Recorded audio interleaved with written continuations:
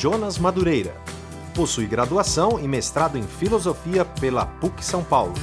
É doutor em Filosofia na Universidade de São Paulo, com estágio sanduíche na Alemanha. Tem experiência na área de filosofia, com ênfase em epistemologia e teoria da cosmovisão. Atualmente, tem pesquisado sobre as origens filosóficas do conceito da cosmovisão e seu impacto na filosofia, como em outras disciplinas como teologia, psicologia, história, ciências sociais, arte e cultura. É professor pesquisador da Universidade Presbiteriana Mackenzie, professor adjunto no programa de pós-graduação da Puritan Reformed Theological Seminary e pastor da Igreja Batista da Palavra. Com vocês, pastor Jonas Madureira.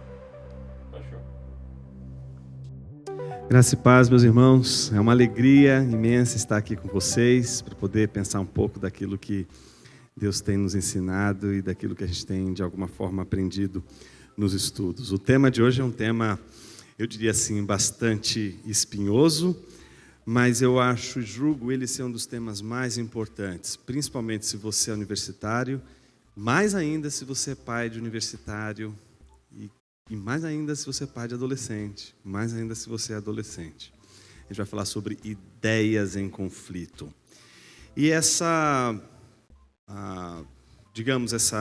tema, ele surge exatamente desse incômodo que a gente, de alguma forma, lida quando a gente acha que o conflito maior diz respeito a meramente questões pessoais, questões estéticas, questões do gosto.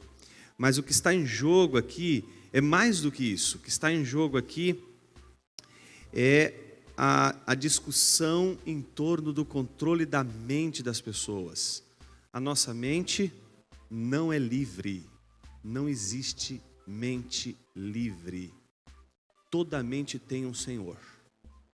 Toda mente tem um fundamento último. Toda mente tem um controlador. Toda mente tem uma ideia controladora. Não existem mentes neutras. Deus não fez a mente humana neutra. Ela foi feita para ser sempre serva. Se ela não for serva de Cristo, ela vai ser serva de qualquer outro senhor. A mente humana vai sempre dobrar seus joelhos. A pergunta nesta manhã é se ela vai dobrar os seus joelhos diante da verdade. Se ela vai dobrar os joelhos diante de Cristo. Ou se ela vai dobrar os joelhos diante de qualquer outra coisa que não seja Deus. E se ela dobrar os joelhos diante de qualquer outra coisa que não seja Deus, o princípio que vai nutrir essa, relação de dependência, ela vai ser sempre idolátrica. Ela vai ter sempre um ídolo. É esse o pressuposto mais importante da nossa palestra nessa manhã. A ideia de que mesmo esta palestra está sendo controlada, ela está debaixo de autoridade de um pensamento. Eu não sei se você já encontrou por aí, não é? Você tem diversos tipos de ateísmos, né? Mas existem aqueles ateus que eu gosto de dizer que são ateus Nutella. O ateu Nutella, você deixa de lado. O ateu Nutella é aquele cara que vai tentar encontrar qualquer outro argumento que não seja o problema do mal para provar que a verdade de que Deus é todo poderoso, Deus é todo bondoso e o mal existe, prova, na verdade, que Deus não existe. Então, se não a partir desse argumento, se não usar o argumento do problema do mal, se o ateu tentar ir por outro caminho que não seja esse, ele já está usando os piores argumentos que ele poderia usar para tentar, de alguma forma, lidar com a questão da plausibilidade da visão cristã de mundo. O único problema real, aquele que, de fato, nós, cristãos, temos que enfrentar, porque ele é um problema espinhoso e que exige da nossa reflexão, mais do que a gente simplesmente conhecer o problema, mas ver as implicações deste problema, é o problema do mal. Mas há algo dentro desse contexto da discussão que, em geral, os ateus Nutella, vamos dizer assim, né? eles usam como argumento que espanta muita gente da igreja, muito cristão, principalmente na universidade. Então, é o argumento seguinte: mas por que você está dizendo que essa sua tese faz todo sentido se ela está pautada na Bíblia? Certo? Ele está questionando ali a autoridade do seu pensamento, que controla o seu pensamento. Então, você vai dizer com todas as letras que é a Bíblia, que mostra para você que ela mesma é o fundamento último de todas as coisas. Então, se alguém pergunta para você, imagina que o ateuzinho, Nutella, chega para você e diz assim: mas qual é a autoridade do seu pensamento? Você diz: a Bíblia. Ele vai fazer a segunda pergunta. E a segunda pergunta dele é: mas o que fundamenta que a Bíblia é a autoridade máxima sobre o seu pensamento? Você, como um bom crente, está certo? Você vai dizer: é a Bíblia. A própria Bíblia diz que ela é o fundamento último. Ele vai fazer assim.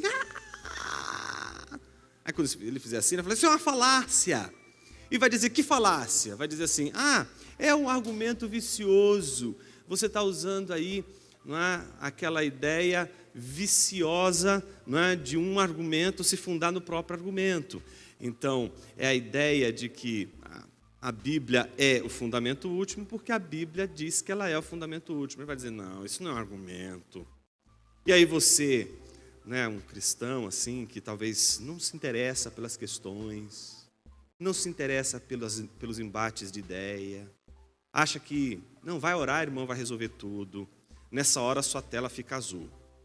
Aí você fala assim: ele acabou de dizer, me acusar, tá certo, de que eu estou me fundamentando, de que a Bíblia é a palavra de Deus, e eu estou usando a própria Bíblia. E aí ele vai te dar um exemplo. Imagine que alguém diga assim para você, um político: eu sou uma pessoa honesta. Você vai olhar para ele, assim: você está em Brasília? Ele vai dizer: tô. Mas por que você é honesto? Porque eu estou dizendo. Você vai acreditar? É isso que o Nutelinha vai dizer para você. Então, você está dizendo para mim que a Bíblia é a palavra de Deus, e você está usando a própria Bíblia para defender isso. Então, dá uma telinha azul, você não se preocupa com embate de ideias, você não preocupa em pensar, você acha que tudo é uma questão de fé, você acha que tudo é uma questão simplesmente de crer, Deus não é para ser questionado, e quem questiona, todo mundo que questiona vira ateu. Então quem pensa está precisando de Jesus, e então você simplesmente recua e diz assim: olha, está amarrado o demônio. Você dá uma dessa para o cara, já chama o ateuzinho de demônio, e manda ele embora. Mas eu queria desafiar você a perceber o quanto a verdade está do teu lado, e por você não conhecê-la e não saber usá-la, você não consegue sair desse imbróglio. Porque quem precisa voltar para a aula de lógica é o ateuzinho Nutella. Está entendendo? Se a gente estuda um pouquinho de lógica, a gente olha para ele e diz assim: filho, você precisa voltar para os estudos em lógica. Aí ele vai abrir um olho desse tamanho, tá certo? Vai regalar o olho desse tamanho, você vai dizer: mas por quê? Mas você acabou de cometer um erro crasso. Mas que erro crasso, ele vai dizer? A gente está falando de argumentos últimos, de fundamento último do pensamento, a gente está falando da autoridade do pensamento. Toda a autoridade do pensamento, todo fundamento que dá a base para o argumento de ordem última, que controla a nossa mente, é vicioso. Vou te dar um exemplo, aí você devolve para ele. E esse é o grande... quem está aqui na universidade? Só para eu saber aqui, só para eu ver. Ótimo. Para de ficar respondendo a pergunta. Por que você tem que responder porque você é crente? Por que você precisa responder as perguntas que eles estão te fazendo para você? Por que você não devolve com boas perguntas? Por que não fazer boas perguntas? Está na hora de você, em vez de ficar só defendendo, está na hora de você jogar a bola para lá, jogar a bola aqui fervendo para o lado de lá. Eles precisam pensar também. Não é só você que tem que pensar, é o lado de lá que tem que pensar. Então você devolve a bola para ele dizendo assim: tá, qual é o fundamento último do seu pensamento? O que controla a sua mente? O que ele vai dizer? Como ele é um ateuzinho Nutella, ele vai dizer a razão, logo de cara. Ele não vai dar a tela azul e dizer: tá bom, eu me rendo. Porque aquele que é raiz vai dizer: não, cara, eu sei, já está tudo errado isso aqui, vamos para o argumento do mal? Vamos para o problema do mal? Ele já vai para o problema do mal, porque ele já sabe que esse lado não vai ter jeito. Mas o Nutelinha, ele vai dizer a razão. Você só pergunta para ele assim: então você acredita que a razão é o fundamento último de tudo que você crê? Sim. Aí você em seguida pergunta para ele: e o que fundamenta isso? se ele disser qualquer coisa que não seja a razão já não controla a mente dele. A razão já não é fundamento último. Em outras palavras, toda mente tem um fundamento último e ela não tem outro fundamento senão ela mesma. Por isso, uma pessoa, quando escolhe um fundamento último, preste atenção no que eu vou lhe dizer agora. Os motivos não são racionais. Os motivos são do coração. Um ateu não escolhe a razão como fundamento último porque ele é racional. Você pode ser bastante irracional para escolher a razão como fundamento último. Heidegger, por exemplo, era um grande filósofo na Universidade de Heidelberg e tantas universidades que ele passou ali na Alemanha. E aderiu ao nazismo. O fato de você ser uma pessoa bastante inteligente não significa que você possa ser também uma pessoa bastante estúpida. Então é bem interessante como a gente pode, num determinado momento da vida, achar que as nossas escolhas do tipo, vou fazer da razão fundamento último, ser uma escolha racional, quando na verdade, fazer da razão o fundamento último pode ser como todo e qualquer movimento de serviço a um fundamento último, é um movimento do coração, e eu vou chamar aqui de um movimento religioso. Não existem não religiosos, todos têm um Deus.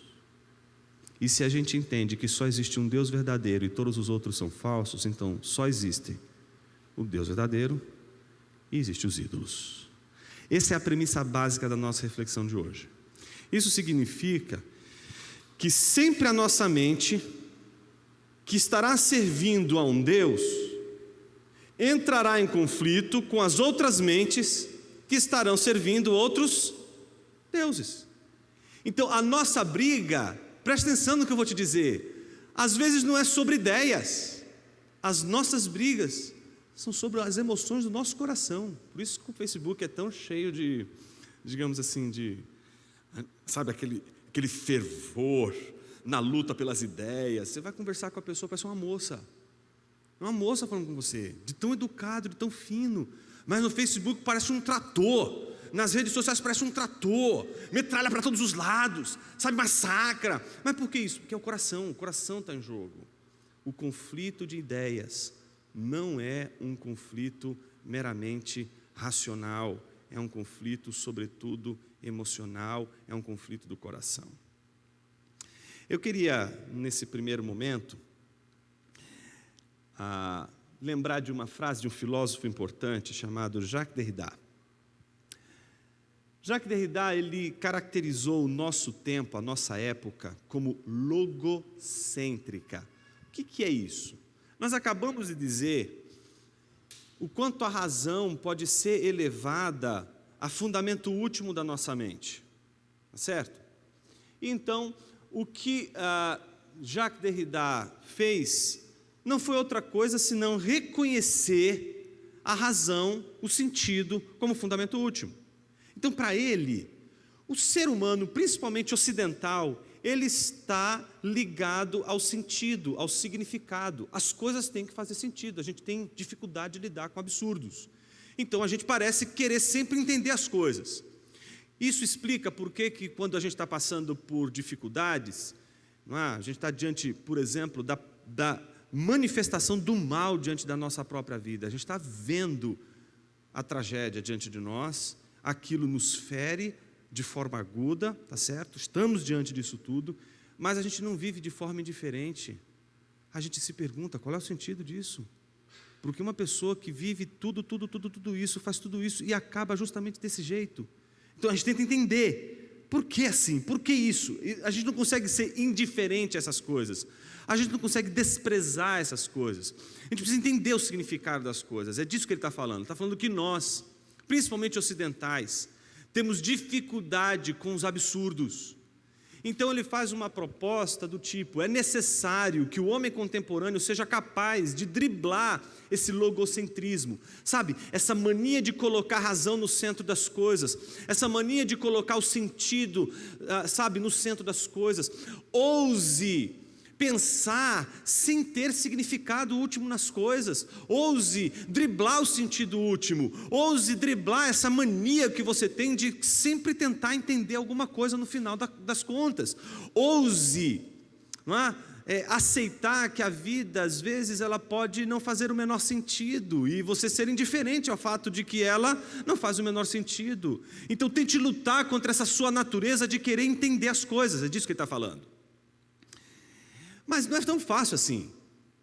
Não é fácil você simplesmente dizer, olha, a vida é um grande absurdo e a gente tem que aceitá-la do jeito que ela é. Porque parece que a gente é escravo do sentido, é escravo do significado. Parece que o tempo todo a gente quer entender a razão de ser das coisas. E quando a gente se depara com absurdos, a gente fica chocado, a não ser que, de alguma forma, a gente agrida a nossa busca por sentido.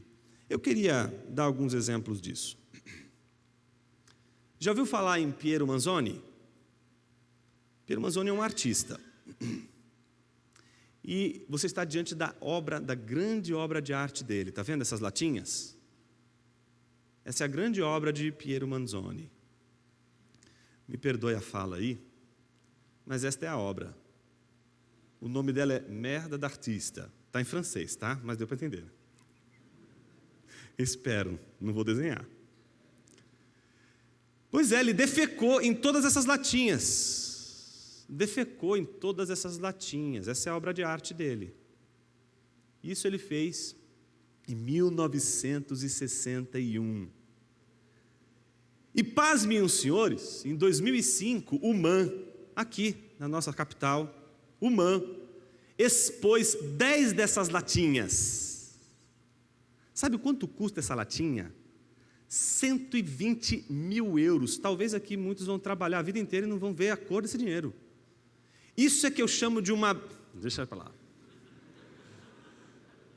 Imagine você, são 120 mil euros cada latinha. E pasme, estava exposto no MAN para as pessoas poderem, não é, contemplar essa grande obra de arte.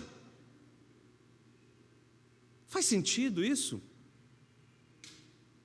Por exemplo, em Bolzano, Museu de Arte Contemporânea em Bolzano, em 2005, a curadoria do museu ofereceu uma instalação que se chamava Onde Vamos Dançar Essa Noite. Eu não sei se vocês conseguem enxergar aí, mas acho que dá para ver.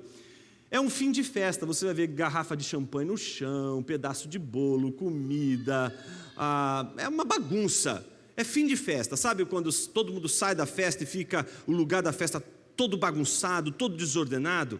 Então eles reconstruíram isso e fizeram uma instalação e chamaram essa grande obra de arte de Onde Vamos Dançar Essa Noite. E foi feito o lançamento dessa obra, né? A inauguração, melhor dizendo, dessa instalação no museu. Mas no dia seguinte, a pobre faxineira do museu, desprovida de sensibilidade estética, tá certo? Olhou para tudo aquilo e falou, nossa, deram uma festa ontem no museu. E o que ela fez? Ela fez o que qualquer pessoa racional faria. Viu aquela bagunça, começou a limpar, limpou, botou tudo no saco, ensacou e jogou fora. Quando os curadores do museu chegaram, não estava mais nada lá, a sala estava limpa. Eles ficaram desesperados. Gente, sequestraram a nossa obra de arte. Alguém roubou a nossa obra de arte. Vamos olhar as câmeras. Os caras foram olhar para as câmeras do museu e estava lá a pobre faxineira limpando o museu. Foram até a pobre da faxineira e disseram, onde que está a obra de arte? Falei, meu senhor, já joguei lá no container lá dos lixos, né? Ah, tá bom, onde está? Aponta. Eles foram lá, e aí foi a grande crise dos curadores, né? Porque no meio de tanto lixo, eles tinham dificuldade de saber o que era a obra de arte e o que era o lixo. Foi difícil, eles tiveram muita dificuldade, imagino, para recompor isso. Pergunta é, faz sentido? Essa foi pagável. Quem acompanha o Twitter deve ter visto. 2 adolescentes, eu amo os adolescentes por isso. Ele foi a maior mitada de 2016, a maior de todas elas. O moleque estava andando no museu, tá certo, de arte moderna em São Francisco, E aí o que aconteceu? Todo mundo babando, e um monte de obras dessa natureza. Aí ele pegou o óculos dele, colocou no cantinho e ficou de longe para tirar foto. Não é que as pessoas apareceram? Tá lá, ó, um monte de gente. Ele botou o óculos lá no canto, se você vê aqui, né? Eu não sei onde está aqui o negocinho, mas você acha que consegue ver. Tem um círculo ali, eu coloquei um círculo para você poder enxergar o óculos, tá certo? E aí ele tira foto dos caras tirando foto. Imagina a cena dos caras, com todo mundo olhando o óculos, o menino, esqueci meu óculos. As pessoas perderam a noção. Não sabem mais o que é certo e errado, o que é belo, o que é feio, o que é verdadeiro, o que é falso. A pergunta é, faz sentido?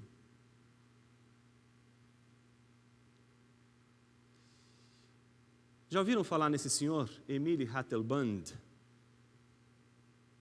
Um holandês. Aos 69 anos de idade, ele se sentiu discriminado pela idade que ele tem. Por quê? Porque ele se vê com 20 anos de idade. Cuidado, se o senhor aí tem 60 anos de idade e acha que a sua alma é de 20 anos. Não vai fazer o que o nosso amigo Emile Ratelband fez. O que ele fez? Entrou com uma ação na justiça, pedindo para que o tribunal o autorize a mudar a idade que tem no seu documento de identificação, passando a ser identificado como tendo menos 20 anos. Ou seja, eu não quero ser visto pelo real, eu quero ser visto por aquilo que eu me concebo e como as pessoas, quando me olham, me enxergam. Faz sentido isso?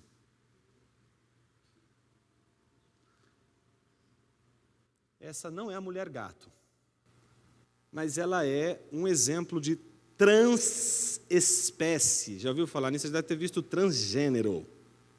Esse é transespécie. Foi um gato, era esse o depoimento dela, né? O nome dela é Nano, uma norueguesa de 22 anos, que nasceu, acredita ela, na espécie errada. E afirma que, na verdade, é uma gata presa em um corpo humano. Ela é uma gata, entenda aí o sentido animal da palavra mesmo, né?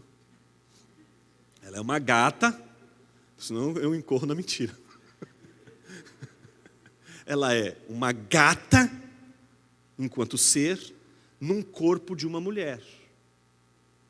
Então ela diz, fui um gato toda a minha vida, mas só assumi aos 16 anos, quando médicos e psicólogos descobriram o que havia dentro de mim.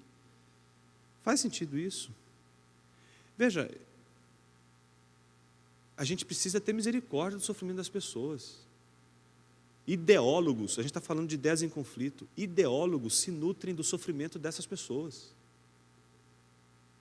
A ideologia que muitas vezes é pregado nas escolas, etc., por pessoas que, na verdade, por professores, que sequer eles mesmos sabem que fazem parte de processos políticos, inclusive, os mais nocivos, e que, com um discurso, não conseguem sequer ter misericórdia de uma pessoa, mas usam o sofrimento psíquico de uma pessoa para promover uma ideologia que não visa outra coisa senão defender o ponto de vista que está submisso a um fundamento que se considera como o último. A gente vai falar daqui a pouco.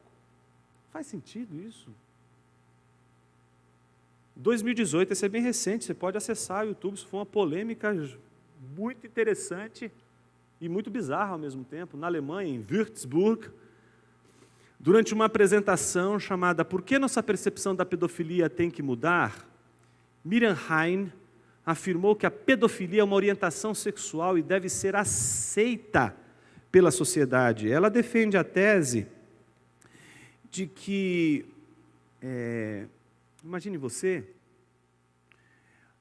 existem dois tipos de amor a uma criança, de uma pessoa mais velha por uma criança. Tá certo? Esse tipo de amor, não é, do mais velho por uma criança, pode ser amor verdadeiro, e isso não pode ser taxado como crime e fazer daquela pessoa mais velha que ama uma criança, não é? Imagina uma pessoa de 69 anos, apaixonado por uma menina, sei lá, de 10 anos, 9 anos. Não pode fazer dele um pedófilo, porque ele a ama de verdade. tem que ser distinto da violência. Como se isso não fosse uma violência. A violência, então, deve ser enquadrada dentro da pedofilia, mas não o amor genuíno que uma pessoa mais velha pode ter por uma pessoa bem mais nova. Então ela faz essa defesa. E hoje, se você abrir lá o Netflix, você vai ver, tem filmes lá.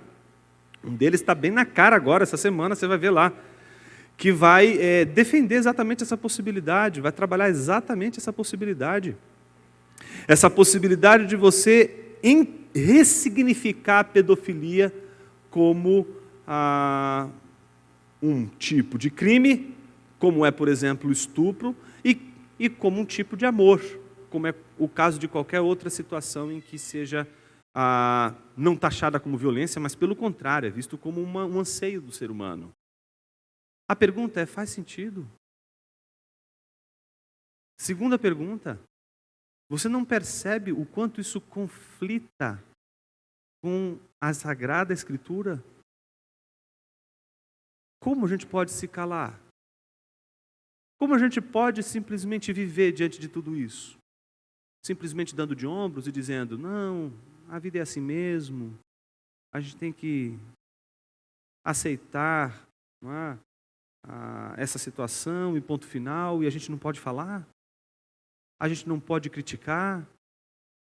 A gente não pode levantar questões? Como assim eu não posso questionar essas coisas? Eu não posso questionar isso e dizer que tudo isso que eu acabei de mostrar para vocês é um grande absurdo? Por que eu deveria ser processado? Porque eu acho que tudo isso aqui é um grande absurdo? Porque eu estou dizendo que isso não faz o menor sentido. E alguém poderia dizer, mas isso é sua perspectiva. É a maneira que você vê. Aliás, você é religioso, vão dizer para mim. Você é pastor. Vão esquecer tudo, vão esquecer a formação filosófica, vão esquecer a contribuição feita na universidade, vão esquecer tudo isso. Vão dizer, mas você é pastor, você é religioso, está aí o problema. E as religiões só fizeram isso, só fizeram mal para a sociedade, só criaram guerras e etc. Será? Preste atenção no vídeo a seguir. God has not revealed himself to me. Even if he did, I'm not sure how I could be confident that it wasn't just some kind of delusion reinforced by my desires or my culture. Oh, trust me, you'd know. God revealed himself to me. Me too. Oh, really? Pleased to meet you. I have felt God in my heart. God speaks to me. I have a close personal relationship with God. Me too. Amen. You see?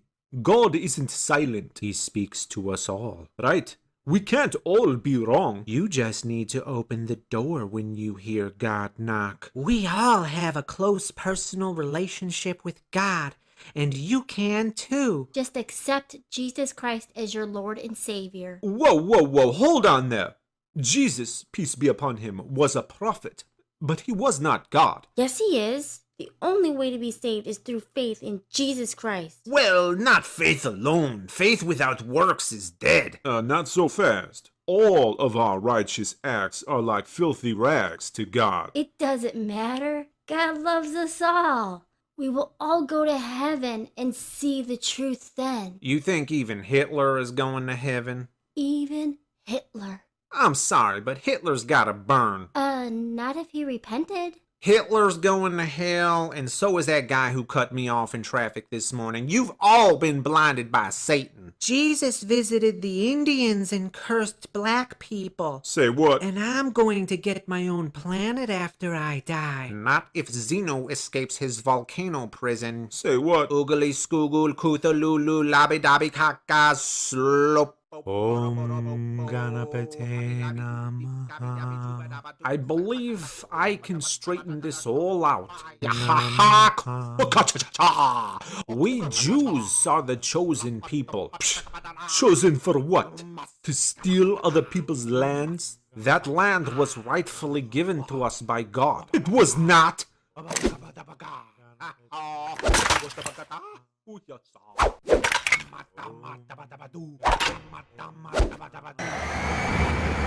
Okay, everyone, calm down. Put the fighter jet down. If God is speaking to all of you, then he appears to be telling all of you very different, contradictory things. Perhaps this rather glaring discrepancy can be explained if we examine the fact that your relationship with God seems to be precisely shaped by the culture in which you were raised and the predominant version of God you were taught to believe in.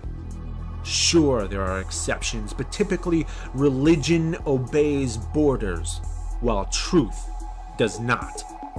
In America, God is Yahweh, while in India, God is Vishnu. The truth does not behave this way. In America, 2 + 2 is 4, and in India, 2 + 2 also equals 4.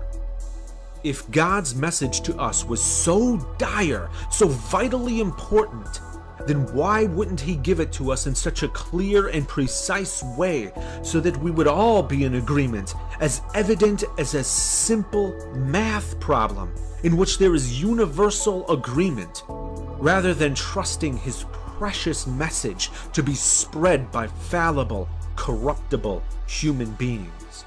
Why would Almighty God allow the continuation of such widespread falsehoods in his name, which would be effortless for him to correct, or never even need to correct in the first place, because a perfect being would have gotten it right from the very beginning?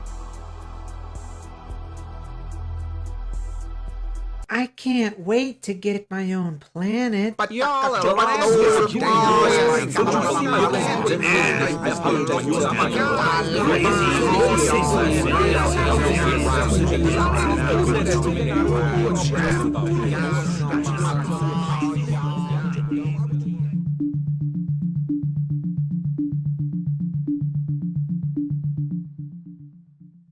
E esse vídeo é uma reação secularista a todas as religiões. É uma defesa do secularismo, a visão hegemônica das culturas ocidentais, em especial das grandes cidades. Eu queria te chamar a atenção para toda essa discussão que a gente viu. Vocês percebam que de um lado tem uma multidão de pessoas religiosas. Primeiro começa o debate mostrando, de um lado, o ateu, do outro lado, os que creem na existência de Deus. E aí tem um monte de gente de um lado e um só heróico, o herói ateu, do outro lado. Estão vendo isso?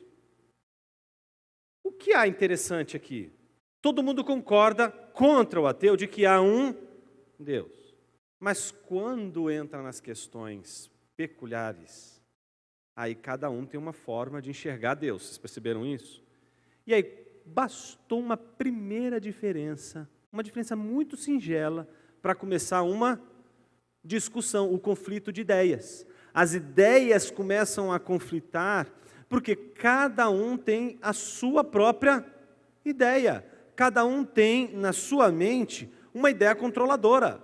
Cada um tem um princípio último que vai dizer o que é verdadeiro e o que é falso. Cada um vai ter um critério para medir o valor das coisas, o valor da vida, o valor de tudo que está à sua volta. Ninguém consegue medir os valores sem ter uma régua. E é preciso uma medida para você estabelecer o que vale, o que não vale, o que é belo, o que é feio. Então, as pessoas precisam dessa régua que vai medir todas as coisas. Então, cada uma delas tem a sua. E aí, pronto, isso é suficiente para entrar em conflito, todas elas. E aí vira uma guerra de todos contra todos, até que o secularista ateísta oferece uma solução. Vocês lembram qual é a solução dele? Em primeiro lugar, ele faz a crítica dizendo: todas as crenças de vocês são culturais.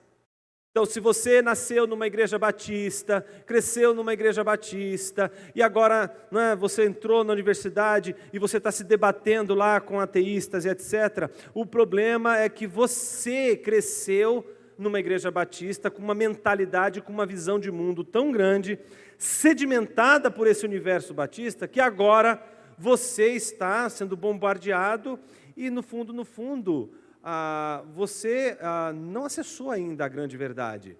Você só foi subjugado diante de uma grande ideia durante bom parte da sua vida. E você precisa ser livre, porque esse movimento é um movimento que vai engendrar o conflito de ideias. É como se o lado de cá não tivesse conflito. É como se o lado de cá fosse ileso de conflitos, não tivesse fosse blindado de conflitos. O conflito está todo do lado de cá, o conflito está todo do lado das religiões. E esse é o argumento mais Nutella, mas é o mais comum.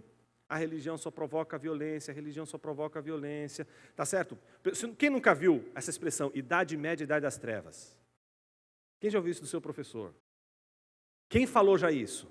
Vou ter misericórdia, vou orar por você. Vai pedir perdão pelo pecado da mentira. Aí você vai dizer assim, não, Jonas, e a Inquisição matou tanta gente. Vai falar, e Hitler não matou não? E ele viveu em qual época? Idade Média? Depois do Hitler, você vem me falar que a Idade Média é a Idade das Trevas? Qual é a diferença? Você acha mesmo? Você vai continuar acreditando nessa história de que nós, contemporâneos, os iluministas, nós que somos controlados pela razão, nós temos a luz, tudo que veio antes é treva. Só que esse endemoniado, que acabou de falar isso, ele fala isso de dentro de uma universidade que não foi construída na Idade Moderna, foi construída no século XII, foi construída no século XIII, na Idade Média. As universidades são fruto da Idade Média. Foram os medievais que construíram essas universidades, nas quais esses indivíduos vão acusar a Idade Média e a Idade das Trevas. É interessantíssimo como essa capacidade de simplesmente olhar para a religião de forma negativa, ela vem acompanhada, em primeiro lugar, dessa noção de guerra, essa noção de intolerância, essa noção de que se é religioso quer matar todo mundo, se é religioso é truculento.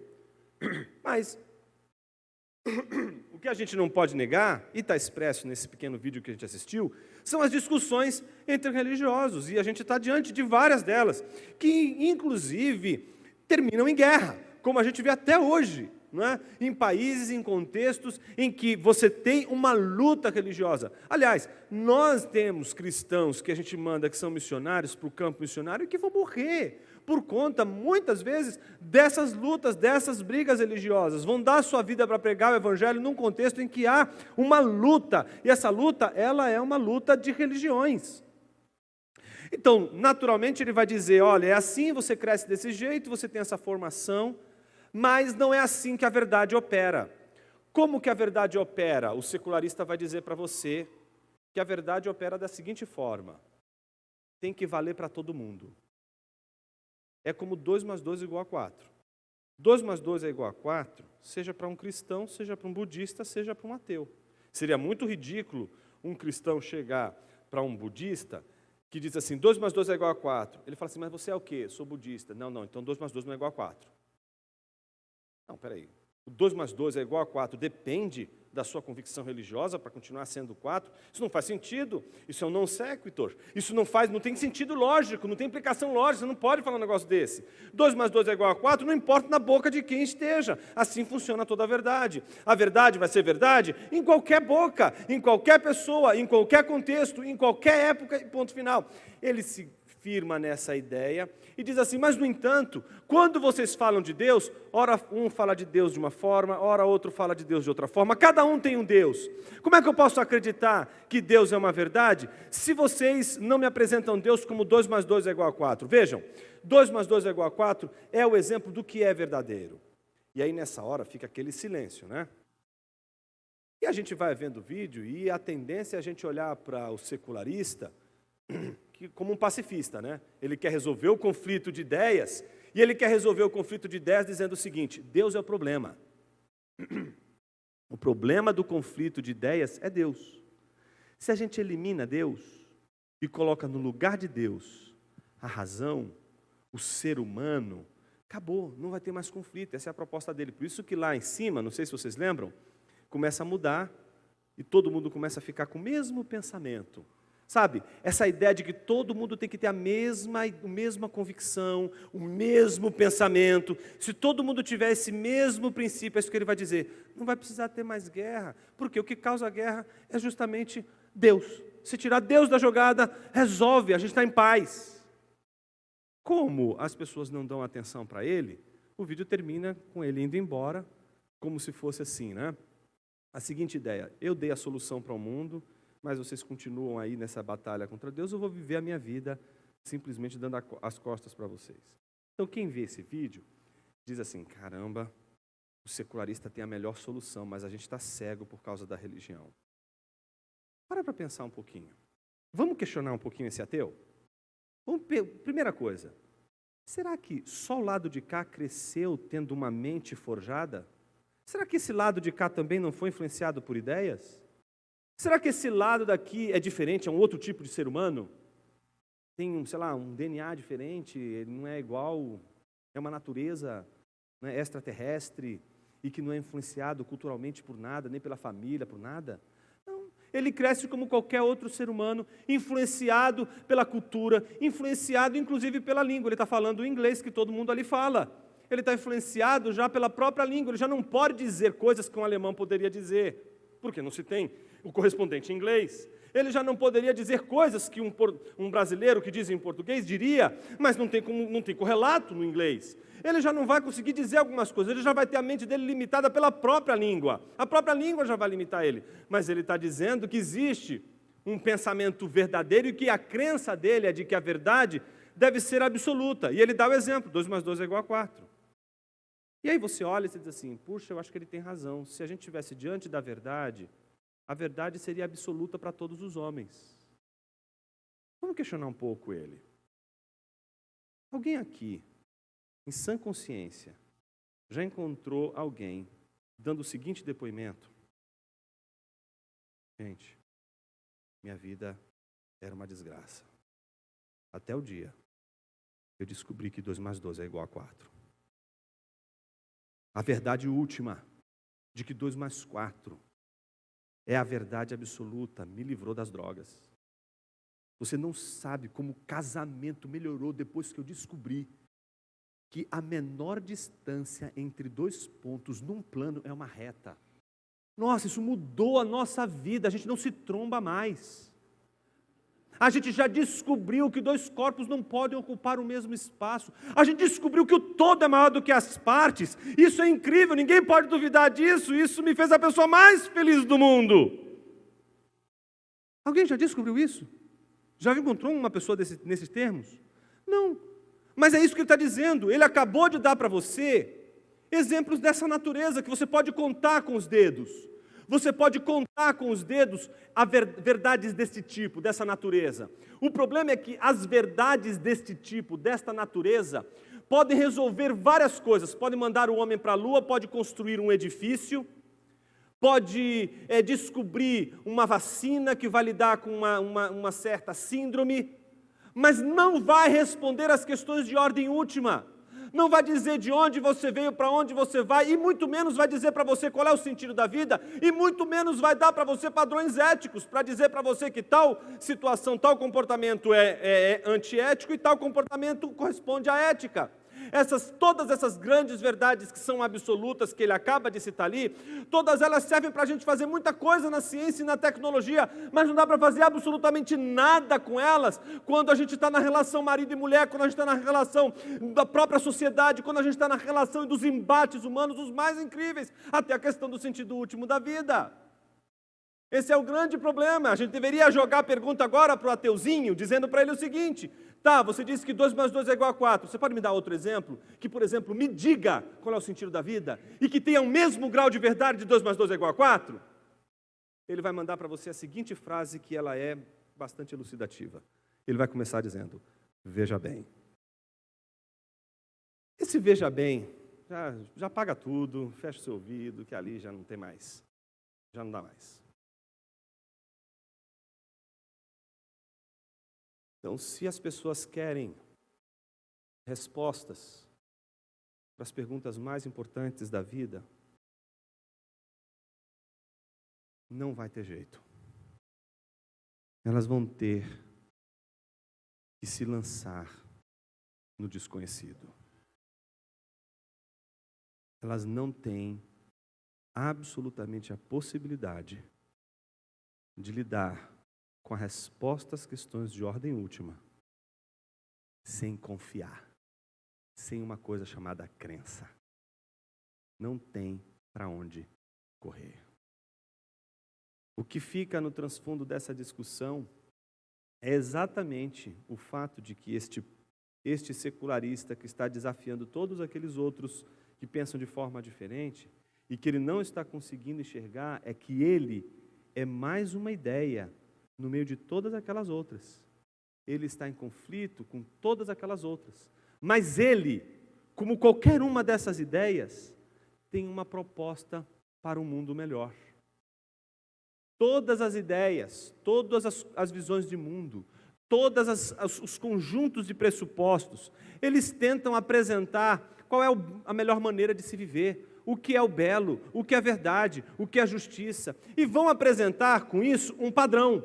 Esse padrão último é aquilo que vai controlar tudo. Se, por exemplo, você é um cristão, Deus vai ser esse padrão último. Mas eu não posso só dizer Deus, vocês concordam? Por isso, quando a gente vai conversar com uma pessoa, ela diz assim, você é evangélico? Eu não parto do pressuposto que porque a pessoa disse que ela é evangélica. Hoje as pessoas estão dizendo cada coisa, as pessoas estão dizendo que... Uma está dizendo que é uma gata. Então, as pessoas podem dizer o que quiserem com a boca, elas podem dizer, olha, tem gente dizendo que eu sou Jesus Cristo. As pessoas vão dizer um monte de coisa, mas o fato delas dizerem não significa absolutamente nada. Uma pessoa pode dizer 30 mil vezes, eu sou uma borboleta, isso não vai fazer dela uma borboleta. Então, a primeira pergunta que a gente tem que se fazer é, você é evangélico? Sou. Você crê em Deus? Ela vai dizer, creio. Bom, várias outras pessoas também dizem, eu creio. Mas o que vai garantir que ela é uma evangélica, pelo menos, do ponto de vista daquilo que a gente entende do ser evangélico, é, creio em Cristo Jesus. Jesus é Deus? Sim, Jesus é Deus. Opa, agora a gente pode conversar melhor. Ela já tem um fundamento último. Ela tem uma crença que determina todo o pensamento, que vai alinhar todo o pensamento e que vai ser padrão para tudo, padrão estético, padrão ético, padrão racional, padrão para tudo. Vai controlar a mente toda. Aquela ideia que se faz de Deus é a ideia que vai controlar toda a nossa mente, vai controlar a nossa ética, vai controlar a maneira de a gente lidar com os recursos financeiros, vai lidar com tudo, vai controlar toda a nossa maneira de enxergar o mundo, toda a nossa maneira de ver o mundo. O ponto é que se alguém disser assim para você, prova que esse Deus existe, você vai ter a própria Bíblia dizendo para você que não dá para você fazer isso. Se não fosse possível o ateu, a Bíblia jamais diria, diz o louco em seu coração, não há Deus. Se a Bíblia diz o louco em seu coração, não há Deus, é porque a própria Bíblia reconhece que seres humanos podem negar a existência de Deus. Isso é maravilhoso por um lado, terrível por outro. Mas se você é um cristão e você crê em Jesus Cristo, mesmo quando você debate com um ateu, ou você discute com um ateu para falar sobre o Evangelho, mostrar o ponto de vista do Evangelho, mesmo que não seja para converter, que esse não seja o fundamento último, mas seja uma discussão de ideias, uma discussão dentro da universidade sobre ideias. A primeira coisa que você, cristão, deveria fazer é glorificar Deus pela vida deste ateu. E pela inteligência dele, dizer assim, Senhor, ele está usando até a dádiva do Senhor, aquilo que o Senhor deu, que é a inteligência para te negar. Eu vou te louvar porque o Senhor deu a ele a inteligência para que ele te negue, e o Senhor não está mandando um raio para explodir ele. Por que que eu deveria passar agora, uma peixeira na garganta desse infeliz? Não, Senhor, eu vou te louvar por isso, porque até para negar o Senhor, ele depende de ti. Até para ser ateu, o cara precisa de Deus, meus irmãos. Ninguém consegue nem ser ateu sem precisar de Deus. Ele vai usar aquilo que Deus deu, e a gente não vai deixar que o silêncio dele não se transforme em louvor. Então a gente louva no lugar deles e diz assim, Senhor, te louvo pela inteligência que o Senhor deu a ele. A ti seja a glória por isso. E é interessante quando a gente começa a enxergar as coisas dessa forma, porque a gente começa a perceber que a nossa batalha de ideias, eu vou caminhando aqui para o que eu quero trabalhar hoje com vocês, não é uma luta, meus irmãos. A gente está numa apologética muito combativa. Eu vou tocar num pontinho agora, que talvez seja bem sensível, mas eu prometo tirar as sandálias dos pés e pisar nesse lugar sagrado com muito cuidado. Mas Deus não chamou a gente para bater no ímpio, não.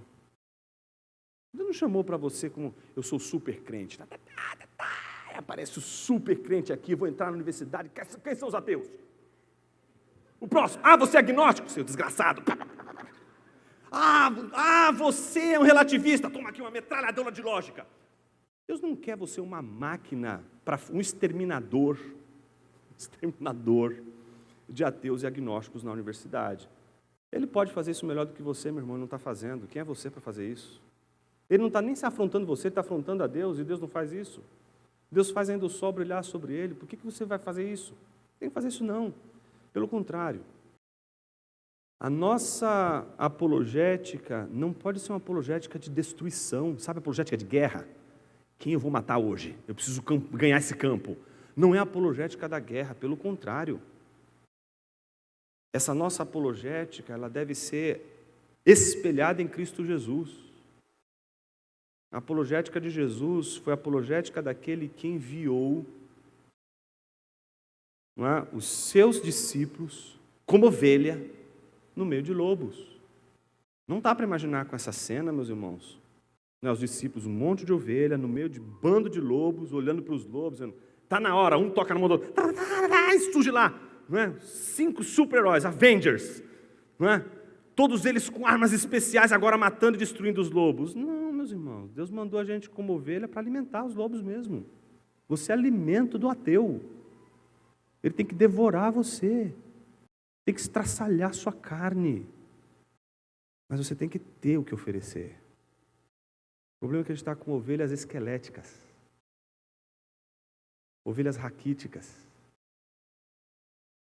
não atraem nenhum lobo, não tem substância, não tem nada para alimentá-los, são pessoas vazias. Nosso problema não é a apologética, nosso problema é de alma. A alma evangélica sabe a apologética, mas a alma evangélica é pobre de espírito. A alma é pobre, a alma é simplista. Não nos preocupamos com a educação dos nossos filhos. A gente terceiriza a educação dos nossos filhos. Eu disse para você que eu estou pisando em solo sagrado, então estou indo com cuidado. Mas você, papai, você, mamãe, não pode terceirizar isso para a igreja. A Bíblia não diz assim, entrega o teu filho para o pastor da igreja e ele ensinará ao teu filho o caminho que ele deve seguir. Ele disse, é você essa responsabilidade, é você que tem que se apropriar disso, é você que tem que formar o seu filho. Ninguém vai formar melhor a mente do seu filho do que você. Mas se você deixar esse tempo passar, você vai perder o seu filho para o professor na universidade. E ele é um marxista, às vezes ateísta, extremamente habilidoso, com uma cultura incrível, com uma capacidade intelectual maravilhosa, sabe, vai dar uma aula incrível, vai preparar a aula, e é uma pessoa que vai estar ali e vai influenciar seu filho. Se de repente seu filho não quer mais saber da igreja, só quer saber de outras coisas, mas o que está acontecendo aqui? O que está acontecendo aqui é que a gente não fez o nosso dever de casa. A gente lidou com o conflito de ideias como se fosse uma coisa passageira, como se não fosse uma questão da natureza do embate do mundo tal como nós vivemos. Jesus já disse desde a época dos seus discípulos, isso perdura até hoje. Ele já colocou um machado na raiz e já evidenciou através de todas os seus ensinamentos, e foi traduzido isso pelos apóstolos a todas as gerações, pela pregação apostólica, o quanto a nossa batalha é pela mente das pessoas. A nossa luta não vai ser contra a carne, nossa luta não vai ser contra o sangue. A nossa luta é contra outra artimanha, contra as ideias que buscam ocupar a mente das pessoas e fazer com que pessoas que têm as suas mentes frágeis por não ter raiz, por não ter sido fundamentada, não ter sido edificada, ser levada por qualquer vento de doutrina. Por isso, a maior responsabilidade pela mente dos nossos filhos é nossa. Papai e mamãe, a gente não pode deixar terceirizar isso. E sabe o que é mais incrível? A gente terceiriza isso porque a gente sabe que que a gente só vai formar a mente de uma pessoa se a gente der o exemplo. E talvez seja porque a gente é pobre de alma e de vida, que a gente terceiriza, porque a gente olha para o pastor ou olha para a igreja e diz assim: ali tem pessoas que são do ramo, elas são preparadas para isso. Eu não. Eles é que tem que ser o modelo dos meus filhos. Não, meus irmãos. Essa tarefa é minha. Essa tarefa é sua. Tem uma imagem que eu gosto muito de citar, e ela traduz um pouco desse nosso dilema hoje, que é o segundo argumento do secularista. Vai dizer que o conflito de ideias é porque as pessoas são religiosas. Se elas deixarem a religião de lado, não vai ter mais briga nenhuma, esse mundo vai ser uma paz. Tá certo? Esse é o argumento de todo o totalitarismo. O totalitarismo é a dissolução da diversidade de pensamentos. Cristãos não são contra a pluralidade. Cristãos são contra o pluralismo. Pluralismo é visão de mundo. Pluralidade é a ordem da criação. A criação de Deus é plural. A criação de Deus tem diversas cores, diversos tamanhos, diversas ordens, diversas espécies, diversos gêneros. A criação de Deus é diversificada e plural, mas o pluralismo é a visão de mundo que diz que todas as afirmações, todas as ideias são plausíveis e todas elas devem ser aceitas. E esse é o nosso problema, porque a gente vai dizer que, verdade, existem múltiplas perspectivas, existem várias perspectivas, mas a gente contra o pluralismo vai dizer, não, eu não posso dizer que todas elas são válidas. Existem perspectivas que são válidas e existem perspectivas que não são válidas. Exemplo, eu estou diante de uma discussão com um estudioso da vida de Cristo Jesus. Ele não é um cristão, mas ele é um judeu. E ele estuda a vida de Jesus. E ele começa a fazer uma análise e diz assim, a minha definição é que Jesus é um judeu do primeiro século. Você não precisa discordar dele disso, tá certo? Jesus é um judeu do primeiro século. E ele vai fazer um estudo exatamente de Jesus como um judeu do primeiro século. Você vai olhar e você vai dizer assim, eu entendo que Jesus é mais do que um judeu do primeiro século, não é só um judeu do primeiro século. Mas ele é um judeu do primeiro século, ele não está de todo errado. Então você pode concordar com a perspectiva de estudos que ele está oferecendo de Jesus como um judeu do primeiro século, mesmo ele não sendo um cristão. Mas pode chegar, por exemplo, um cristão liberal, sabe, que veio de rodear a terra e passear por ela. E esse cristão liberal, ele vai dizer para você o seguinte, na minha perspectiva, Jesus é uma chinesa do primeiro século. Não, peraí, aí não dá. Está entendendo? Aí não dá, aí é falso, não tem como. Não é uma questão de verdadeiro ou falso, aí não é plausível, não tem como ser defendido, isso é falso. Ah, não, mas a verdade não é de quem? De quem é você para dizer a verdade? Mas não sou eu, são os fatos. Não, mas o fato é a maneira de cada um enxergar o mundo. Mas, cara, se for isso, então rasga todos os livros de história. Por que a gente está estudando história na escola? Por que a gente estuda história? Se tudo é relativo, se a gente nunca vai chegar aos fatos, por que a gente estuda história? Coitado dos professores de história. O professor de história, relativista, ele está dando tiro no seu próprio pé, ele está encerrando o galho que ele está sentado. Então, o que a gente enxerga nos nossos dias é uma, talvez, incapacidade de perceber essas distinções.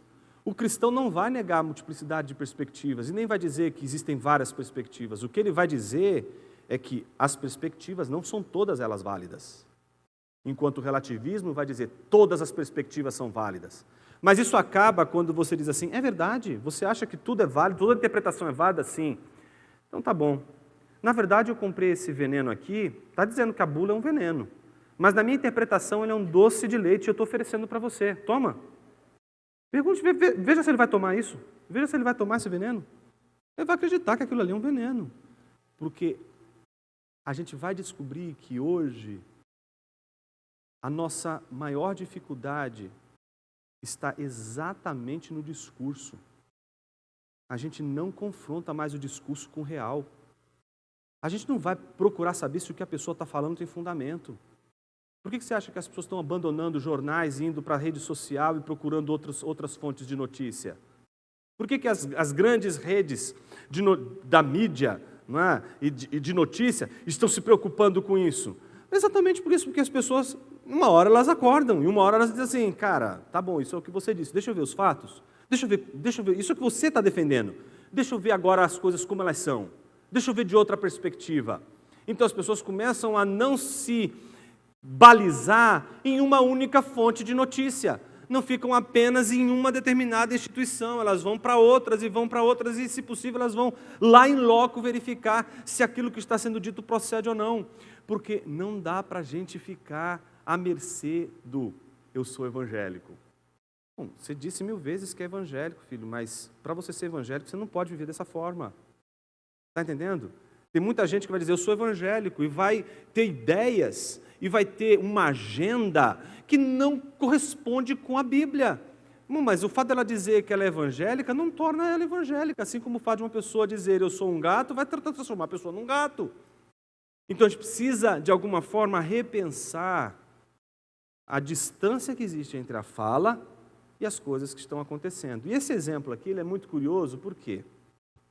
Ele é um exemplo que vem, alguns dizem, do budismo, para explicar como o real se apresenta diante da gente. É como um elefante e todos os seres humanos estão com os olhos vendados. Então, em geral, a pessoa que vai defender essa perspectiva, ela vai dizer o seguinte, olha, imagine que Deus é o elefante. Cada um está com seus olhos vendados. Então, você vai ver que um toca a cauda do elefante e vai dizer, isso é uma corda.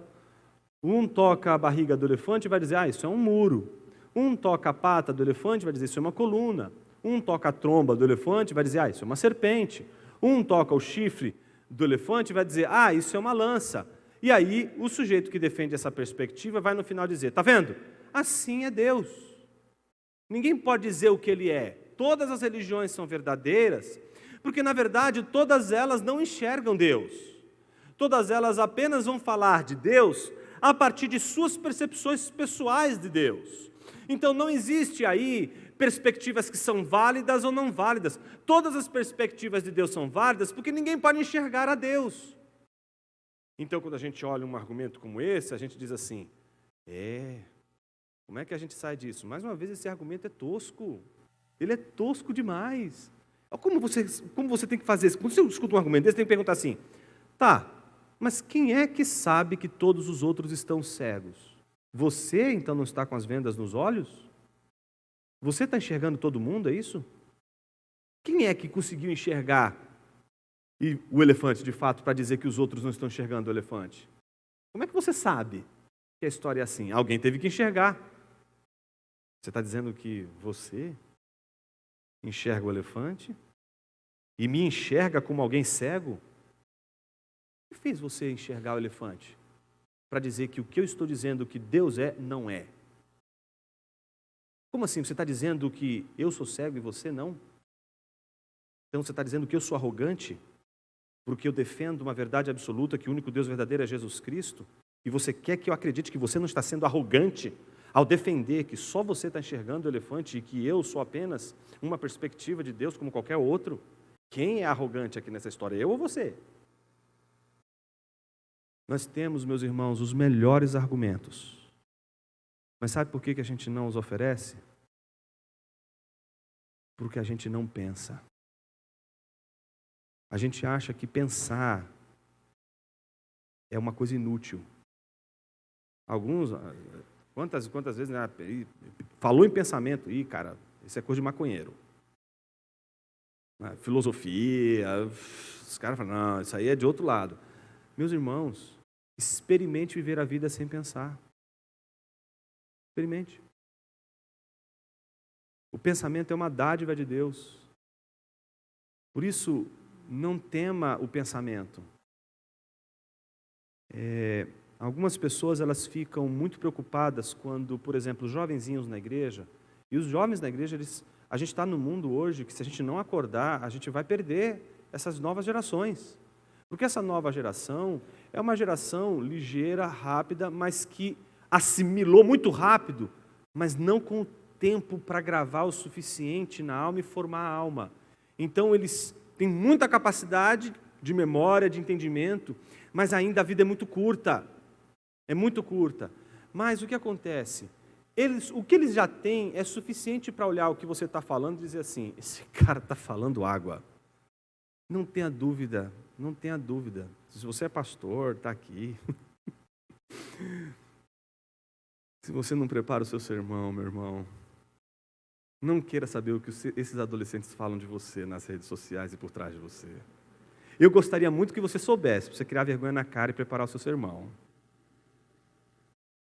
Porque se a gente está fazendo para Deus, a primeira coisa que a gente precisa saber é que a gente precisa respeitar o nosso povo.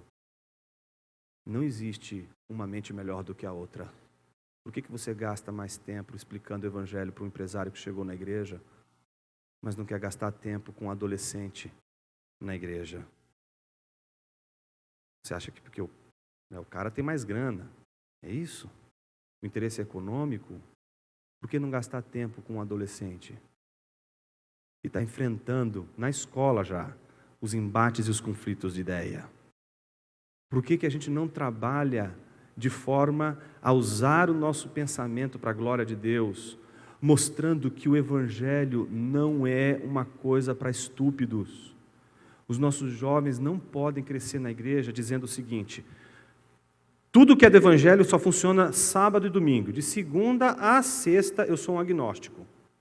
Segunda a sexta eu sou um ateu na universidade ou na escola. Minha cabeça funciona assim. Para isso, a gente está criando jovens que vão ter dois senhores. Eles vão servir a dois senhores. Como assim a gente vai servir a um outro senhor durante a semana? Como assim a gente vai viver de outra forma? A mente que controla, a nossa mente é controlada pela mente divina, pela mente de Deus. Então a gente tem que aprender a sobreviver nesse universo. Eu não me esqueço de uma experiência que eu tive na faculdade com um amigo.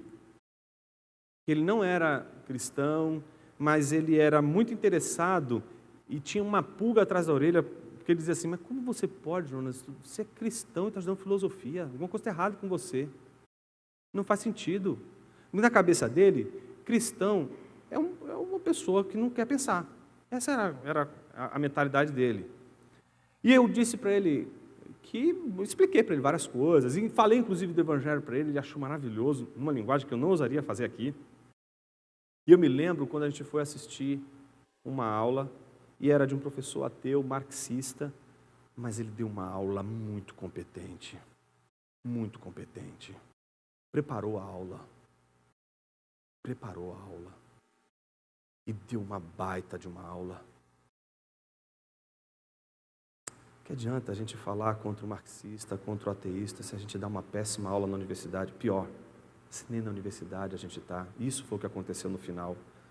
Jonas, por que não tem professores católicos, cristãos, protestantes, dando aula na nossa universidade? Por que a gente fugiu do pensamento? Por que a gente não se prepara para entregar o melhor? A gente fica reclamando, por exemplo, a gente precisa de juristas cristãos. Quem aqui já escreveu, se propôs a passar uma vida inteira escrevendo um tratado de teoria geral do direito? Um tratado de introdução ao estudo do direito, filosofia do direito, a ciência jurídica, que vai fazer uma proposta distinta, que vai conceber a possibilidade da objetividade do valor, que não vai cair na malha do relativismo. Pega aí a maioria dessas introduções ao estudo do direito, todas, a maioria delas, boa parte delas, é relativista na sua concepção do valor. Mas para isso o que acontece? A gente consegue, presta atenção no que eu estou dizendo, a gente consegue preparar um missionário, tá certo? Para mandar para a Indonésia. E a gente não vai mandar ele no dia seguinte. A gente vai precisar primeiro mandar ele para uma organização que entenda do contexto que está trabalhando lá. Não pode mandar o sujeito para lá assim, porque lá tem a perseguição, tem que ter uma estrutura, tem que aprender língua, tem que aprender uma profissão. Ele não vai entrar lá sem saber nada, vai ter que estudar medicina, ou vai ter que estudar odonto, ou vai ter que estudar alguma coisa, ele vai ter que servir lá de alguma forma, entendeu? Ele não vai poder entrar de qualquer jeito, senão ele vai atrasar 20 anos de missões lá.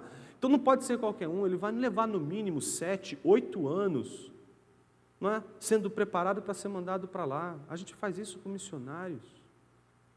Por que as nossas igrejas não fazem isso com os nossos adolescentes? principalmente com aqueles que não têm grana. Por que a igreja não diz assim, puxa, você quer estudar física? Sua missão é ser um baita professor de física. Eu não quero que você pregue o evangelho na universidade, não. Na sala de aula, não. Na sala de aula eu quero que você dê a melhor aula de física. A gente vai ajudar você. A gente vai dar para você condições para isso. Você vai ser nosso missionário lá. E você vai ser luz lá com o seu exemplo. É com o seu exemplo. Sabe por quê? Quando a gente entra na universidade, a gente não compra uma ideia. A gente admira uma pessoa. E é isso que acontece hoje. A gente acha que a gente só quer coisas, mas a gente admira pessoas o tempo todo. A gente quer coisas de pessoas que a gente admira. A gente imita pessoas que a gente admira. Nós fazemos isso a vida inteira. Educação é imitação. Você imita os seus padrões. Quais são os padrões que nós temos colocado na universidade?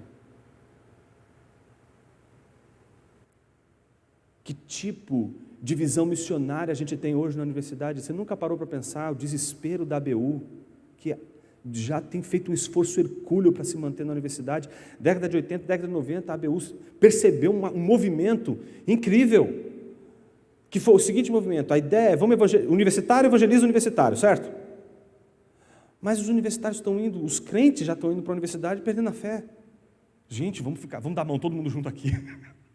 Então, agora não é hora de evangelizar o outro, não é hora da gente se cuidar para a gente não se perder. Então vamos nos unir. Então começa-se a fazer um trabalho de solidificação da visão cristã de mundo entre os cristãos que estão entrando na universidade.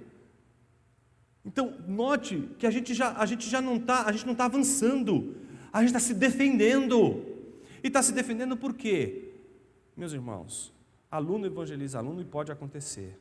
Mas nada vai influenciar mais numa universidade do que o professor. Acredite no que eu estou te dizendo. Nada vai influenciar mais as pessoas do que um professor numa universidade. Não é a estrutura da escola, não é a reitoria, não é o trabalho, que é tudo isso louvável, tudo isso é muito maravilhoso. Mas é o professor que vai inspirar. É o professor que vai dar padrão. E é nesse sentido que eu gostaria de fazer esse desafio, a pensar a possibilidade de a gente entender o universo da nossa missão no conflito de ideias. E com isso eu queria caminhar para o término da nossa palestra, com uma teoria que nos ajuda a lidar com o conflito de ideias. Essa teoria pertence a dois importantes teólogos e filósofos, Brian Walsh e J.R. Middleton. Eles dois desenvolveram uma teoria do conflito de cosmovisões e como as sociedades se organizam. Eles são cristãos. E como as sociedades se organizam em torno do debate e do conflito de ideias. O que eles entendem? Eles entendem que existem sempre na sociedade dois tipos de visão de mundo. Cosmovisão de cosmo, mundo, visão de mundo, então. Uma cosmovisão minoritária, outra cosmovisão majoritária. Primeira lição importante, isso não tem a ver com quantidade, isso tem a ver com agenda cultural, isso tem a ver com domínio da agenda cultural. Cosmovisão minoritária é aquela que é dominada por uma agenda cultural. Cosmovisão majoritária é aquela que domina a agenda cultural. Não tem nada a ver com quantidade.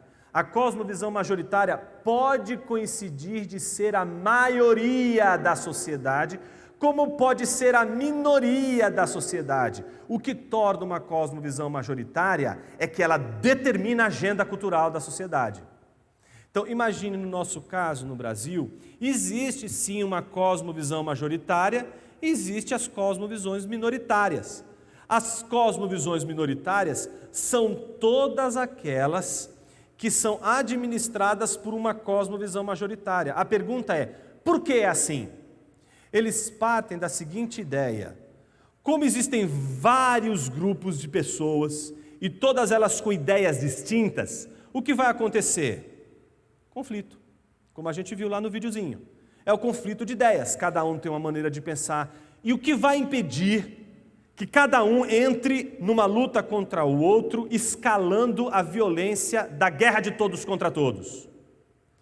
Uma cosmovisão que vai ocupar esferas de governança, vai determinar as relações entre as cosmovisões e vai batalhar para o apaziguamento dos conflitos. Sem a liderança de uma visão de mundo, você não tem propostas de soluções para o conflito de outras ideias. Então, imagine você que, se temos uma sociedade com várias visões de mundo representadas por vários grupos, para que não entre na luta de todos contra todos, uma dessas cosmovisões, que vai estar representada por um grupo de pessoas, vai ocupar uma determinada esfera de governança que vai dar o tom, vai dar a agenda cultural e vai apresentar as propostas de soluções para os conflitos. Então, imagine você, no contexto do Brasil, existem várias visões de mundo, tá certo?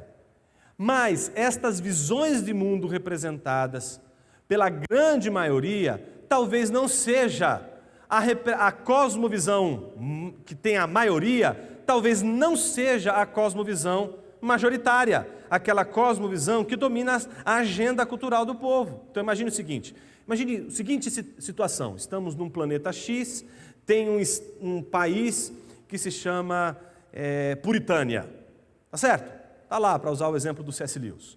Tem lá esse país. Nesse país, tem várias pessoas representadas em uma cosmovisão. Só que a cosmovisão majoritária, melhor dizendo, a cosmovisão da maioria das pessoas, é a cosmovisão X. A maioria crê em X. Mas uma minoria que crê em Y ocupou as esferas de governança. Eles são a minoria, mas são eles que governam, são eles que dão tom, são eles que dão as soluções, são eles que apresentam os valores, são eles que dizem como as coisas vão acontecer, são eles que determinam a forma de pensar, são eles que determinam o que se assiste, o que se vê, o que se estuda, são eles que ocupam essas esferas. Então, mesmo que não seja a maioria, o que vai ser visto não é o que a maioria gostaria de ver, mas é o que essa minoria defende e apresenta. É sempre assim porque, na hora dos conflitos, uma cosmovisão vai ter que se colocar entre as cosmovisões em conflito para dizer: calma, vai para esse lado, e ela, com base nos princípios que ela tem, ela vai estabelecer a boa medida das relações. Imagine o seguinte: existem 3 esferas que determinam a agenda de uma sociedade, e essa é a grande pergunta. Quais são essas esferas, Jonas? Porque se a gente ocupa essas esferas, o que a gente ocupa? A agenda. Dá o tom da agenda. Quais são essas esferas? Educação. Desde escola, universidade. É o mais importante de toda a educação. Por quê? Não que a educação seja redentora, porque a Alemanha nazista era um povo extremamente educado. A gente não pode dizer que a educação vai melhorar o indivíduo. Sabe aquela crença? A educação vai salvar todo mundo. Não salvou a Alemanha. Da maldade, da corrupção e de tudo aquilo que a gente viu. Educação, ela tem o seu papel fundamental, mas ela não é redentora. Principalmente se você é cristão, você não pode acreditar que a educação redime. Mas a educação, ela ocupa uma esfera importantíssima. Por quê? Ela ocupa uma esfera importantíssima porque ela forma as novas gerações. Ela forma, inclusive, aqueles que vão ocupar, por exemplo, uma segunda esfera de governança, que é a mídia. Imagine todas as esferas que envolvem as relações midiáticas, desde jornal, filmes, produção cultural, produção de arte, tudo que você puder imaginar que tem a ver com mídia, é uma dessas esferas de agenda. E a terceira, direito. Tudo que envolve o direito. Não é? Tudo que envolve a justiça, tudo que envolve a maneira de se desenvolver as leis, de como a gente lida com as leis, como, por exemplo, discussões como, por exemplo, o aborto de anencéfalo. Você precisa dar uma resposta para isso. A pergunta não é a resposta, qual é a resposta que vai se dar? A pergunta é, qual é a saída que os nossos juristas vão dar para esse embate? Essa saída vai estar pautada numa visão de mundo, ela não é neutra. Ela vai estar pautada numa visão de mundo. E essa visão de mundo é aquela visão de mundo que vai controlar esse debate. Imagine você que nós temos 3 esferas. Em nenhum momento aqui a gente está dizendo para os cristãos, não é, ocuparem essas 3 esferas e assumirem o poder.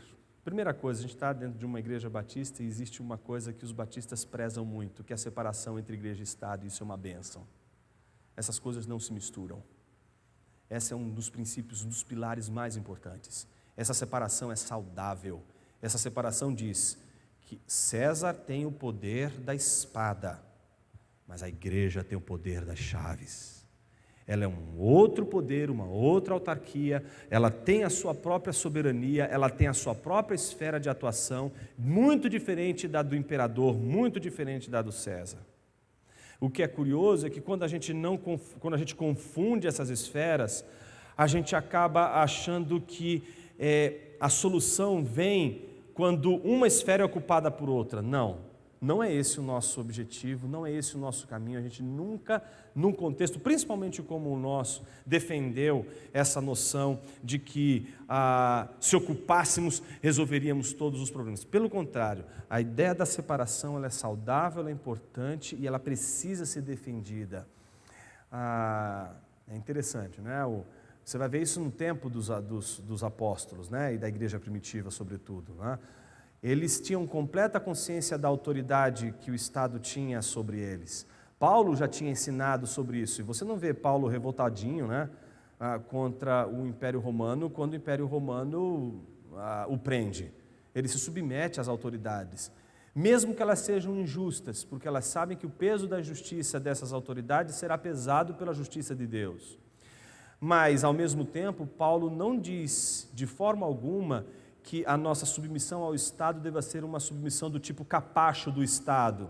Pelo contrário, a gente tem que ser submisso ao Estado na esfera do Estado. Se o Estado pede para nós aquilo que só cabe à esfera da chave, o Estado está transgredindo essa esfera. Então o cristão tem todo o direito de desobedecer ao Estado, como por exemplo, se o imperador chega para você e diz assim, me cultue porque eu sou um Deus, um cristão tinha todo o direito, melhor dizendo, o dever de dizer, só me curvo diante de Deus. Você vai ser preso por causa disso. Problema, pouco importa. Vou adorar somente a Deus, não vou te adorar. E ele vai desobedecer com a consciência mais tranquila do mundo, sabendo que ele está sendo incompetente na sua área, não está usando o poder que lhe cabe. O poder das chaves diz que o único Senhor sobre a nossa vida, o nosso pensamento é Deus. Essas 2 esferas não podem se misturar. Sabendo disso, qual é a nossa relação com essas esferas? É a relação da influência, é a relação da presença, meus irmãos. O desafio nosso aqui não é nem estar, o nosso desafio aqui é pelo menos marcar presença. É simplesmente promover o contraditório ali. É simplesmente estar presente para dizer, gente, não tem só essa maneira de pensar. Existe uma outra maneira de pensar, existe um outro jeito de pensar. Você acha que o totalitarismo se fundamenta como? Um cristão nunca pode ser um totalitário. Um cristão nunca pode defender uma agenda totalitarista. Ele não pode chegar dizendo assim, agora todo mundo aqui tem que ser cristão. Jamais um cristão pode fazer um negócio desse. Ninguém pode, a gente não pode chegar assim, né? É porque seria a mesma coisa chegar, qual é a diferença? Você chegar com uma arma na cabeça de uma pessoa e dizer assim, aceita Jesus ou você vai conhecer a vida após a morte. Em 3 segundos. A nossa abordagem, meus irmãos, ela não vem pelo convencimento da violência, ela vem pelo convencimento do Espírito.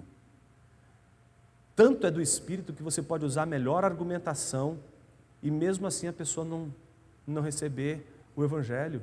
E chega uma pessoa com menos erudição que você, prega o Evangelho, o Espírito Santo vai e convence a pessoa do pecado, do juízo, e a pessoa tem uma experiência maravilhosa com Deus. Não está sequer na nossa mão isso. A gente pode ter os melhores argumentos, mas a gente sabe que quem faz a obra toda, no final das contas, é o Espírito Santo. E a gente está na mão dele, e a gente vai crescendo porque ele vai fazendo e soprando a sua bênção sobre nós e sobre aqueles que estão diante de nós e que Deus coloca em nossos caminhos e que a gente também aborda nos caminhos que andamos e trilhamos. Agora, o que é mais curioso nessa história toda, meus irmãos, é o fato de que, a despeito de toda a discussão que existe sobre o convencimento, é o fato de que a ausência dos cristãos nessas esferas, elas impedem a pluralidade, elas impedem que haja o contraditório, elas impedem que a agenda ela seja plural. E quando a gente critica a ideia de um totalitarismo cristão, porque um cristão jamais vai defender a universalidade do pensamento, todo mundo pensando da mesma forma, todo mundo pensando igualzinho. A primeira coisa que o Hitler fez, vocês lembram? Lembrando um pouquinho da história, vocês lembram qual foi a primeira coisa que ele fez? A primeira coisa que ele fez, quando ele ascendeu ao poder, foi dissolver a pluralidade partidária. Não existem mais partidos, só existe um partido, nacional-socialismo. Ponto final, acabou. Não tem mais outro partido, só um partido, só uma maneira de pensar, só um discurso. Isso é o totalitarismo. É uma maneira de pensar única. Um cristão jamais defende isso. Um cristão jamais vai defender isso. Um cristão vai defender a pluralidade de cosmovisões. Não vai defender o pluralismo, mas vai defender a pluralidade e vai dizer o seguinte: você tem o direito de defender a sua posição. O sol nasceu também sobre você. Se Deus não tirou você do mundo, não sou eu que vou tirar você do mundo. Então os cristãos reconhecem a pluralidade, mas reconhecer a pluralidade, meus irmãos, não é olhar para a esfera pública e dizer assim: não vou me envolver. Pelo contrário, onde está a nossa presença influenciadora? E é isso que eu queria chamar a atenção para esse final. Onde a gente está influenciando ali? E, meus irmãos, a nossa maior crise hoje é a crise da influência. Que tipo de cristão tem influenciado a esfera pública hoje? É muito fácil a gente descer a lenha, por exemplo, na bancada evangélica. A pergunta é: quem de nós que teria condições, porque se o lado de lá a gente critica, porque o lado de lá às vezes é uma completa ignorância com relação aos fundamentos da política. Você vai falar sobre Montesquieu, o cara pensa que é um pintor francês. A ideia dos três poderes, o cara está pensando que é na Trindade. A profunda ignorância de teoria política. Mas se a gente tem do outro lado essa consciência, por que a gente não se envolve do ponto de vista de influenciar? E eu não estou falando aqui de pastores, eu estou falando aqui dos membros da igreja. Meus irmãos, eu sou abençoado por um pensador que sequer foi pastor. C.S. Lewis não era pastor. Você já parou para imaginar como ele influencia? Ele era um professor de literatura numa universidade importante, que era Oxford, depois Cambridge. E foi dali que ele influenciou muita gente, influencia até hoje. Você já parou para imaginar que se você ocupar esferas importantes, você vai ser ouvido, você vai poder falar, vai ter uma plataforma para você falar, e se você souber falar, se você fizer o seu dever de casa, você vai poder falar claramente, como C.S. Lewis, por exemplo, falou das verdades do cristianismo, para a esfera pública, e influenciar artistas os mais distintos, inclusive pastores da sua época e fora da sua época. Já parou para imaginar um C.S. Lewis que troca diálogos, que chega a trabalhar com T.S. Eliot? É uma coisa que quando a gente olha, a gente fala assim: uau, como pode? Por isso que a gente vê hoje essa pobreza de espírito, por isso que eu estou chamando a atenção. A alma evangélica é pobre. A alma evangélica, ela precisa se enriquecer, ela está embrutecida. E embrutecida, ela não consegue transmitir o evangelho. Sabe o que acontece no seminário hoje? Eu tenho uma experiência, uma boa experiência nos seminários dando aula. Boa parte da experiência, os alunos chegam dizendo assim: professor, eu quero aprender a pregar com profundidade. E aí ele acha que se ele souber grego e hebraico vai ser suficiente. E é verdade, grego e hebraico ajuda muito. Mas se você for pobre e raso, não vai adiantar nada. Não vai adiantar nada. Porque o grego e o hebraico vai estar ali. Mas o problema é que você é muito pobre. Aí você pergunta assim, o que você gosta de ler? Quando o sujeito fala assim, o que você gosta de ler? Ah, eu gosto de ler meu blog. Blog do quê? Campeonato Brasileiro. Hã? Campeonato Brasileiro. Ah, Campeonato Brasileiro? O que mais? Ah, eu leio a Bíblia. Excelente, salvou você por pouco. Por pouco. Mas e o que mais além da Bíblia? Ah, pastor, eu acho que eu não estou lendo bem não. Isso explica por que você é raso. Isso explica por que você é superficial. A nossa alma está embrutecida, meus irmãos. E está embrutecida porque a gente não enriqueceu, não tornou a nossa alma robusta. Esse é o nosso dever. O meu dever e o teu dever é tornar essa alma robusta. Terminando aqui com C.S. Lewis, num livro chamado Uma Crítica em Experimento Literário, ele diz o seguinte: nada contra pessoas iletradas. Ele está falando sobre pessoas que não gostam de ler livros. Nada contra elas. Ele diz, elas são pessoas, são seres humanos, são pessoas dignas. Ou seja, está salva a dignidade humana dos iletrados. Perfeito. O problema é que elas habitam um mundo deste tamaninho. É um mundo pequenininho. E eu fico sufocado nesse mundo. Um homem não deveria ser apenas um homem que se enamora de sua própria perspectiva de vida. Ele deveria tentar enxergar o mundo através de outros olhares. E é por isso que a gente tem que ler livros. Porque é como se a gente tomasse os olhos dos outros emprestados para a gente enxergar o mundo com esses olhos. Deixa eu enxergar esse mundo através desse olho aqui. Pá. Ah, deixa eu agora enxergar o mundo através desse olho aqui. Pá. Ele diz, lamento que as abelhas não tenham escrito livros.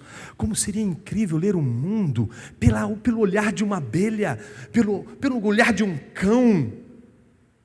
Leio livros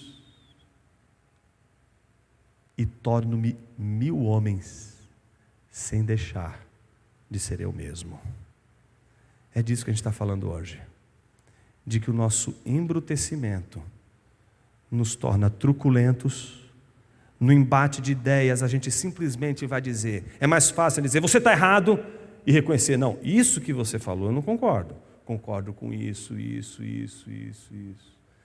Não vai olhar por pacotes, não vai configurar pessoas em instantes, vai analisar cada discurso, não, peraí, isso que você falou, eu não tenho como concordar, mas isso é disso que eu estou falando, de sensibilidade. Essa sensibilidade só surge se a gente tornar nossa alma robusta. E a alma evangélica sofre pela pobreza de alma. E não tem povo mais fácil de controlar do que um povo pobre de alma. Seja rico, seja pobre. Quando a pobreza é da alma, tanto faz a fortuna que você tenha ou não tenha, você será controlado. Sabe o que vai acontecer? Você não vai querer pensar, e vão pensar por você. Vão decidir por você. Vão fazer no seu lugar o que você deve fazer. Meus irmãos, existe um grande desafio para a nossa vida hoje. É o desafio de nós atendermos ao chamado do pensamento. Pensar não é afrontar a Deus. Eu acho que é o contrário. É um grande pecado quando o dom que Ele nos deu é usado por alguém que sequer acredita que Ele existe, e desprezado por aqueles que dizem, cantando e para todos os ventos, eu creio que Deus existe. Que Deus tenha misericórdia de nós e nos dê a capacidade de aceitar o grande desafio de sermos exemplo e de lidarmos com os conflitos com a sabedoria que a palavra de Deus nos ensina e nos exorta a ter. Amém.